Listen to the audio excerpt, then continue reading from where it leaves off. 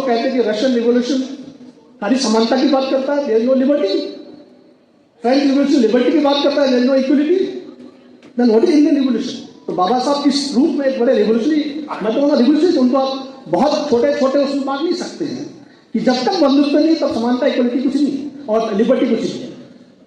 दूसरा ये है कि जो ह्यूमन राइट्स है, मानव के अधिकार है, क्यों हमें रिजर्वेशन क्यों मिला? बाबा साहब ने क्यों रिजर्वेशन की बात की? जो ह्यूमन राइट्स एंड आपके अधिकार, उनको लीगल न्यायिक रूप पूर्ण रूप से कैसे हम तर्क संगत बना सकें, ये उनका फोकस पॉइंट था। And equality before the law, human right, constitution, morality, सब कुछ देखें और आज की परिस्थिति में सबको देखेंगे कि हम जातिहीन समाज को नहीं अचीव कर पाए। तो रेलेवेंस कब तक रहेगी आप समझ सकते हैं बाबा साहब की, आज भी है। मुझे लगता है भारतीय समाज में अनंत तक है, जब तक मुझे लगता है कि दूर दूर तक कहीं तक एक जातिहीन समाज प्राप्त कर सकते हैं।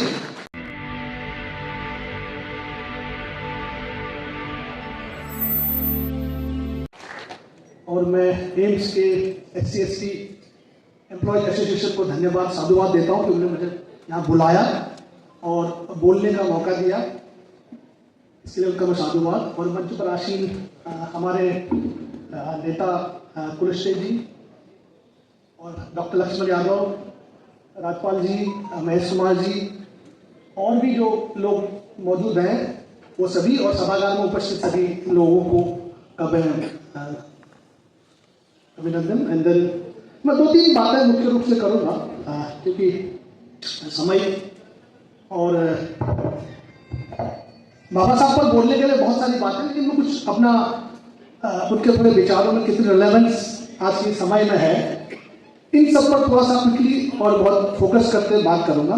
और उस विषय पर सबसे पहले मैं जो बात करना चाहूँगा कि बाबा साहब के विचार और चिंतन क्या था, और उसको बहुत सारा कुछ कहने को है लेकिन इतना कहा नहीं जा सकता। तो मैं मुझे जो लगा पढ़ने लिखने के बाद, कुछ बहुत महत्वपूर्ण बातें हैं जो हर किसी को जाननी चाहिए और समझनी चाहिए और सुननी भी चाहिए। तो उन्हीं 2-3 बातों को मैं कहूँगा। उनमें पहली बात जो मैं कहना चाहूँगा, इसी तो बहुत ही महत्वपूर्ण विचार जो बाबा साहब का था, वो आत्मसम्मान और मानवीय गरिमा, जिसके बिना शायद हम सब लोग इस सभागार में होते ही नहीं। और दूसरी जो बात मुझे बहुत इंपॉर्टेंट लगती है, देखा जाए, ये 2 बातें मैं महत्वपूर्ण रूप से यहां पर रखूंगा और उसी के इर्द गिर्द बाकी बातें कहूंगा। तो जो आत्मसम्मान और गरिमा की बात है, तो एक बात कि इंडिविजुअल जो व्यक्ति है वो समाज बनाता है, वही महत्वपूर्ण है, और तब समाज उसके बाद आता है, उनका एक कथन है। ये इसलिए इंपॉर्टेंट है कि अगर मानव और व्यक्ति की अगर व्यक्तिगत ग्रोथ है, उसका विकास हो रहा है, चाहे वो शिक्षा के रूप में हो, जो शिक्षा की बात है कि भाई चाहे वो अपना आंदोलन कर सकता है सांस्कृतिक हो, जब व्यक्ति का जो विकास होगा तो समाज का विकास उसमें निहित है। एक बोला कि भाई मेरे गांव में सड़क नहीं जा रही, उसके घर के पास से जाएगी, तो भाई मेरे तो घर के पास भी आएगी सड़क। तो समाज का जो अपना विकास है वो व्यक्ति के विकास पर निर्भर करता है। इसलिए व्यक्ति की गरिमा और रेस्पेक्ट जब तक नहीं होगी तो व्यक्ति का विकास नहीं हो सकता है। और तीसरी जो इंपॉर्टेंट बात है कि भाई जब आपका संविधान बन रहा था, उसमें 2-3 चीजों को बड़ा महत्व दिया गया, जिससे आधुनिक भारत कैसा बनेगा। एक जो वैल्यू सिस्टम है, मैं केवल सोशल वैल्यू या उसकी बात नहीं कर रहा हूं, और जो सिद्धांत है, क्या सिद्धांत होंगे, पॉलिटिकल हो चाहे सोशल हो, जिसके बेसिस पर ये भारत बनेगा। और उनमें बाबा साहब का जो महत्वपूर्ण फोकस था कि जो लीगल, जो वैधानिक तरीके हैं वो सर्वोपरि होने चाहिए, क्योंकि भारतीय समाज जिस तरह से व्यवहार करता है दलित, शोषित, वंचितों के साथ में, उनको शायद प्रोटेक्शन की जरूरत है, और जो एक लीगल तरीके से ही मिल सकता है। तो इसलिए आप संविधान को पूरा देखने की जब कोशिश करेंगे तो एक ऐसा भारत बनना चाहिए जिसमें एक लीगल इशू, जिसमें लॉ महत्वपूर्ण हो और इक्वलिटी बिफोर द लॉ, और कानून के सामने सब समान हो। अगर ऐसा समाज बनेगा तो शायद एक आधुनिक भारत जिसमें सबको बराबर अवसर मिलेंगे। और ये कैसे बनेगा? हमने 2 बातें कही कि भाई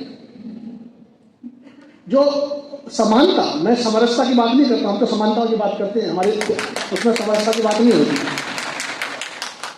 समानता, स्वतंत्रता, जिसको इक्वलिटी, लिबर्टी एंड फ्रेटर्निटी, बंधुत्व की जो बात होती है। और बहुत लोग भारतीय समाज में, किसी भी समाज में आप समानता भी ले आए और लिबर्टी भी लाए, वो बिना फ्रेटर्निटी के, बिना बंधुत्व के आ नहीं सकती है। और बाबा साहब साफ साफ लिखते हैं कि भाई बुद्धिज्म भी यहीं से शुरू होता है, जिसमें समानता और स्वतंत्रता और बंधुत्व की बात है। जिस समाज में बंधुत्व नहीं है, भाईचारा नहीं है, वो समान समाज बन नहीं सकता है। So primary focus was on fraternity, समाज में बंधुत्व कैसे बने। और अगर आधुनिक भारत एक की कल्पना कर रही है जो लीगलाइज हो, तो उसमें बंधुत्व को बड़ा महत्व देना चाहिए। तो ऐसा समाज कैसे बनेगा? आपने कहा कि भाई हर व्यक्ति का विकास होगा। व्यक्ति का विकास कब होगा? तो व्यक्तियों के बीच में बंधुत्व की भावना होगी। अगर बंधुत्व की भावना नहीं है तो आपका समाज बन नहीं सकता है। इसलिए आपका जो सोशल, आपका ग्रेड इनइक्वलिटी है, जो असमानता है कि भाई कौन किस जाति में है, कहां से बना, इसी में है कि भाई बंधुत्व कहां है। तो बाबा साहब का जो आधुनिक भारत की परिकल्पना, और इसको हम कैसे बनाएं, कैसे लीगलाइज करें, यह बड़ा एक महत्वपूर्ण और एक इंपॉर्टेंट बात कही थी कि हम ये तभी कर सकते हैं जब हम माने कि हम सर्वप्रथम भारतीय हैं और अंत तक भारतीय हैं, बीच में कुछ नहीं है। We are first Indian, last Indian, nothing in between. तो इसलिए बहुत बात होती कि भारतीयता के बारे में बाबा साहब क्या कह रहे हैं भाई। तो फर्स्ट इंडियन, जब तक ये नहीं होगा, ये तभी हो सकता है जब माने गरिमा और बंधुत्व रहेगा, तभी हो सकता है हम first Indian, last Indian, nothing in between. Otherwise achieve नहीं हो सकता है। तो अचीव करने के तरीके क्या है? उसमें जो सबसे 3-4 बातें मैं कहूंगा, क्यों बाबा साहब की रिलेवेंस है इसमें। एक और जो गरिमा के साथ साथ उनका एक उद्देश्य था कि एक जाति विहीन समाज बने, कास्टलेस सोसाइटी। वो बनी कि कैसे कास्टलेस सोसाइटी? इसलिए उनका फोकस बंधुत्व पर था। बहुत लोग कहते हैं कि रशियन रिवॉल्यूशन खाली समानता की बात करता है, there is no liberty. French revolution liberty की बात करता है, देयर इज नो इक्वलिटी।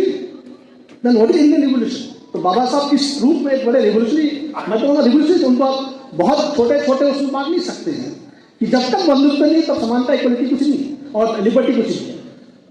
दूसरा ये है कि जो ह्यूमन राइट्स है, मानव के अधिकार हैं, क्यों हमें रिजर्वेशन क्यों मिला?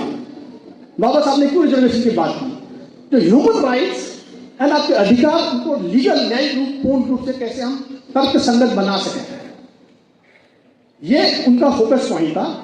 And equality before the law, human right, constitutional morality, सब कुछ देखें। और आज की परिस्थिति में सबको देखेंगे कि हम जातिहीन समाज को नहीं अचीव कर पाए। तो रेलेवेंस कब तक रहेगी आप समझ सकते हैं बाबा साहब की। आज भी है, मुझे लगता है भारतीय समाज में अनंत तक है, जब तक मुझे लगता है कि दूर दूर तक कहीं तक एक जातिहीन समाज प्राप्त कर सकते हैं। तो ये पहला गोल भी हमने अचीव नहीं किया और न करने की स्थिति में है। मुझे तो लगता है हम बैकवर्ड डायरेक्शन में, गाड़ी रिवर्स गियर में चल रही है। अगर कोई लोग अगर कॉन्स्टिट्यूशनल मॉरलिटी, एक और इससे पहले बोलूं, constitutional morality should be over any religious morality. संविधान की जो नैतिकता है वो धार्मिक नैतिकता से बड़ी होनी चाहिए।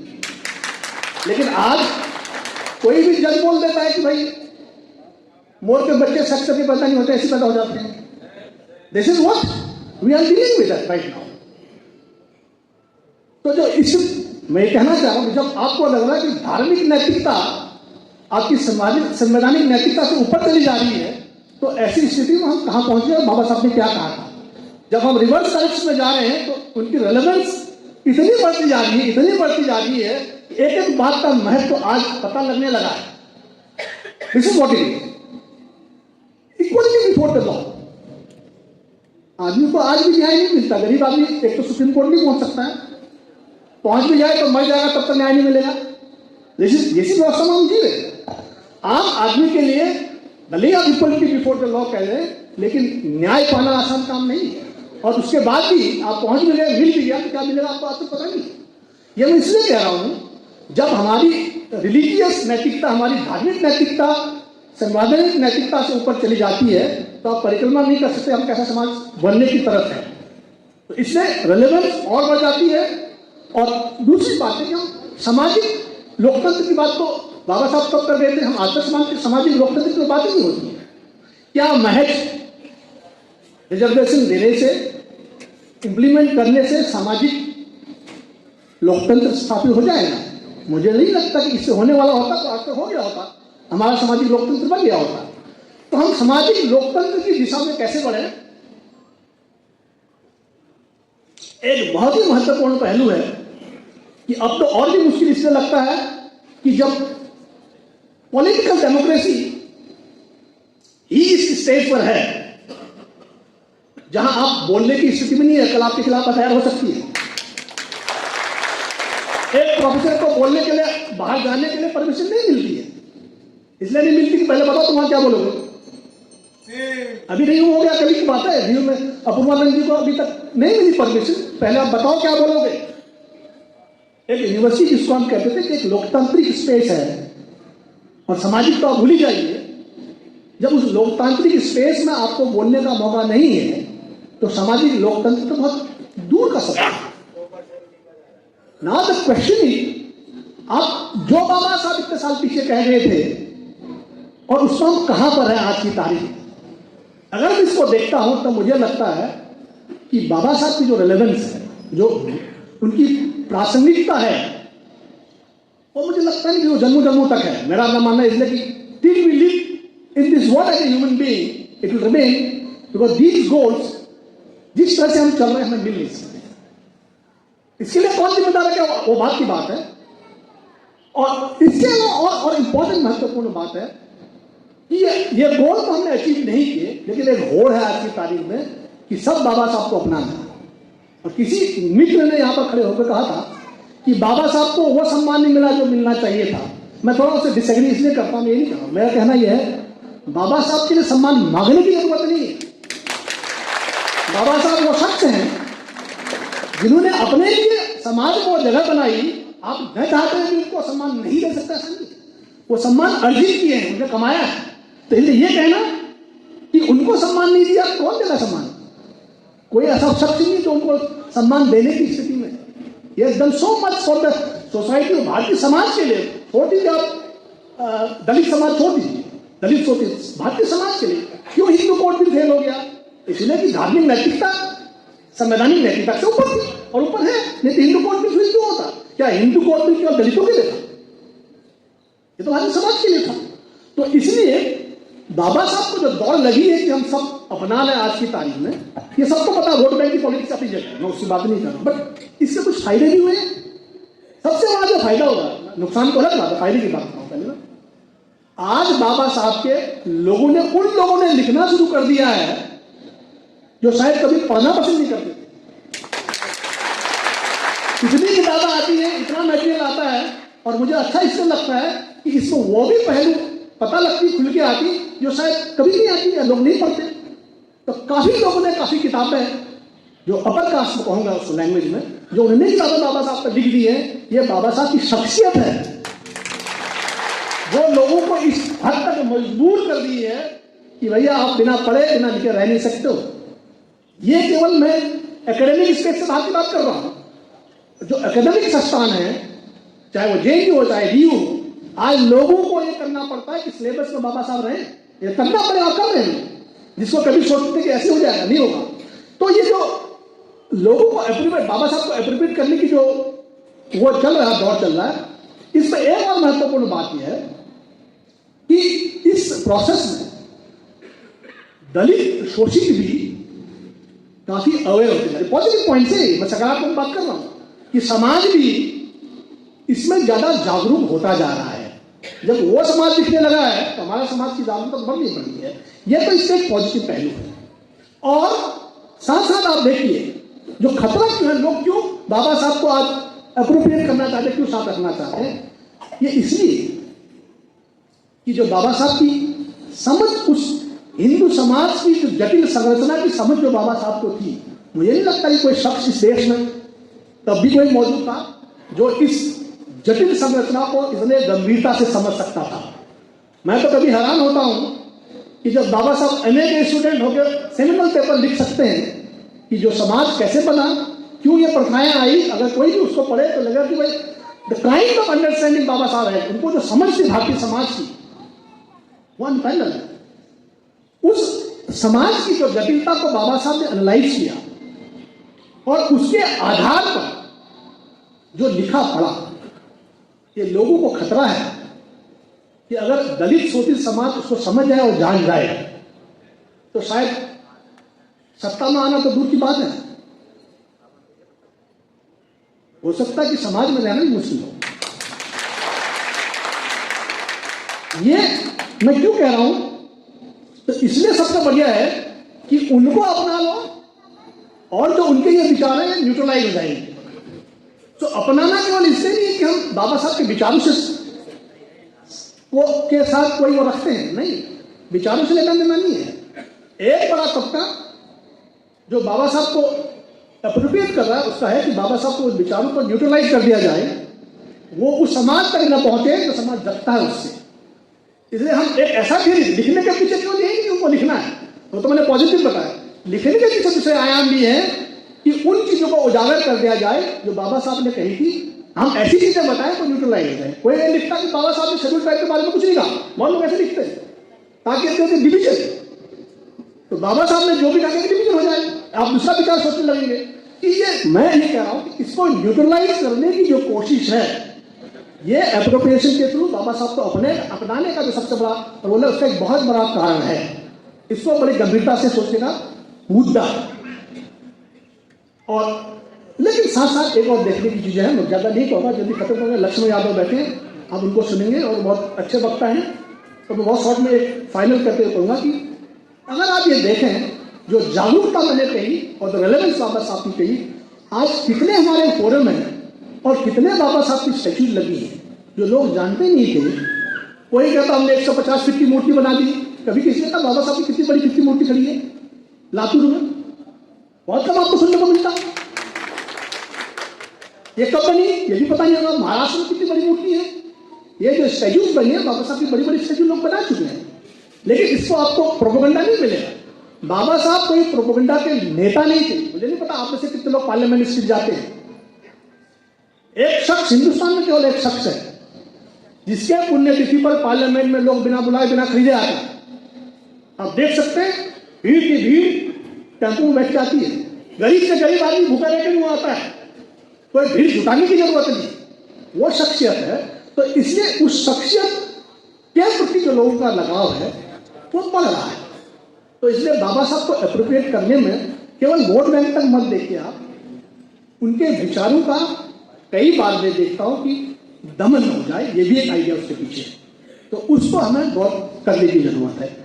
और अंत में कहूँगा, जिस दौर से हम गुजर रहे हैं, लक्ष्मी के लिए जल्दी सुनो, अंत में एक बात कहते मैं अपनी बात को रोकूंगा। मुझे एक शेर याद आता है वसीम बरेली जी का, और मैं हर बार इसको कई बार कोट करता हूँ कि जिससे हम लड़ रहे हैं, ये कहते हैं कि वसूलों पर आंच आए तो टकराना जरूरी है। अगर वसूलों पर आंच आए तो टकराना जरूरी है, अगर जिंदा है तो जिंदा नजर आना जरूरी है। आज हम इस दौर पे हैं, खाली मनाने से नहीं बात चलेगा कि हमने जयंती मना ली, हम जिंदा भी दिखाए कि विचारों को, अब विचार जिंदा है हमारे ऊपर। जब तक ये नहीं होगा ये तो हम हर साल मनाएंगे, हर साल आता रहेगा, मनाते रहेंगे, लेकिन विचार जिंदा रहे। और बाबा साहब ने कभी वसूलों से समझौता नहीं किया, नहीं तो हिंदू कोर्ट बिल छोड़ के भी पार्लियामेंट में मिनिस्टर रह सकते थे कि कोर्ट बिल दलित समाज के लिए नहीं था, उसके बावजूद भी मिनिस्ट्री छोड़ दी। क्या क्या नहीं छोड़ा। बहुत लोग कहते हैं बाबा साहब हार गए, फलाने ने हारा है। मैं कभी नहीं मानता इस को किसी ने किसी को हारा है। बाबा साहब की हार उस चीज से ज्यादा बड़ी है। जीतने वाले का नाम कोई बता सकता है? बहुत कम। हारने वाले का नाम याद है बाबा साहब। वो हार जीत से बड़ी है, किसी ने नहीं हराया, इसलिए उसका महत्व ज्यादा। थैंक यू, धन्यवाद, साधुवाद। अगर आपको लगता है कि हमारा काम बहुजन समाज के लिए महत्वपूर्ण है, तो आप हमें आर्थिक सहयोग के लिए सीन दिखाए गए QR कोड स्कैन और फोन पे और गूगल पे और UPI और बैंक अकाउंट में कर सकते हैं। फोन पे, गूगल पे 9250529129, UPI 9250529129@YBL। Bank account state bank of India AC 1042994628, IFSC code SBIN 00065563। आपका छोटा से छोटा सहयोग समाज और हमें और मजबूत करेगा, जिससे हमें बहुजन पत्रकारिता में और निष्पक्ष बनाने में मजबूत करेगा। जय भीम जय भारत।